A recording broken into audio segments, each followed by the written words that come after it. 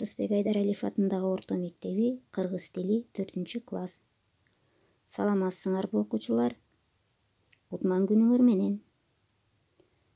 Калем бизге кетмен болсун, дептерибиз, кабыбыз, чогултабыз билимди биз, төкпөй чачпай баарысын. Бүгүн дагы билимге кадам шилтеген күнүбүз болсун. Анда эмесе сабагыбызды баштадык.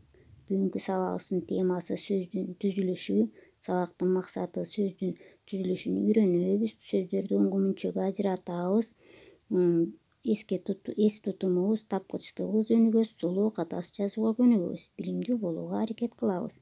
Эми сөздүн түзүлүшүн билиш үчүн сөз деген эмне? Ушул суроого жооп берип алалы. Эсибизге түштүбү? Анда эмесе аныктама берелиге. Бир нече сыбыштан туруп, бир маанини билдирсе, бул сөз болот экен. Ага мисал келтирип көрөлү.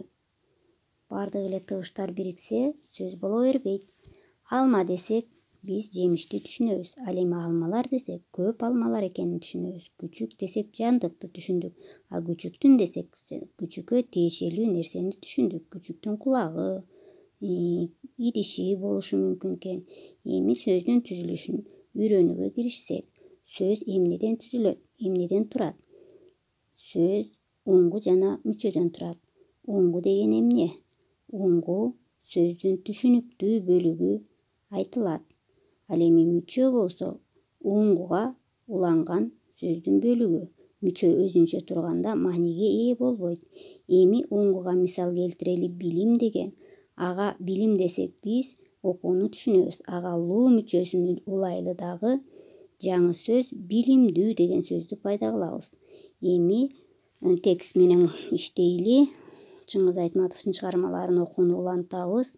Бүгүн биз 1-мугалим чыгармасынан үзүндү окуйбуз. Баарыбыз китепти ачып, менен чогуу окугула. Күздө биздин айылга шинель кийген чоочун жигит келди. Элдер ал жөнүндө мындай деп айтышты.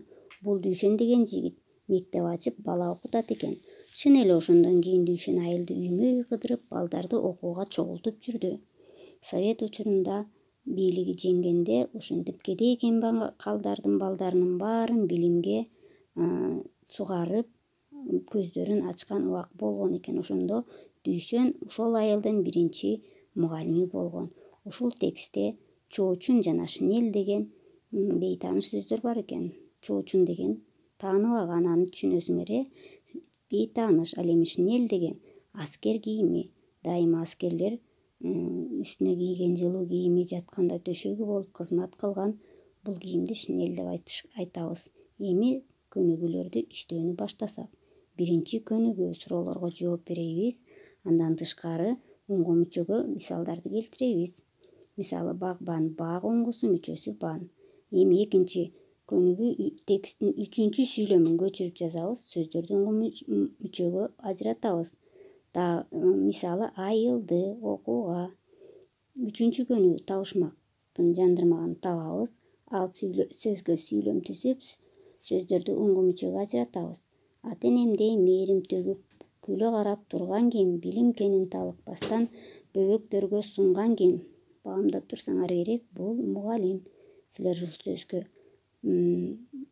сүйлөм түзүп, уңгу мүчөгө ажыраткыла. Андан тышкары 4-чү көнүгүү сөздөн сөз жаратабыз. Билимдүү деген сөздү карагыла дагы ошодон сөз жаратып, тапкан сөзүңөргө сүйлөмдөрдү түзгүлө. Эми үй тапшырмасын алабыз.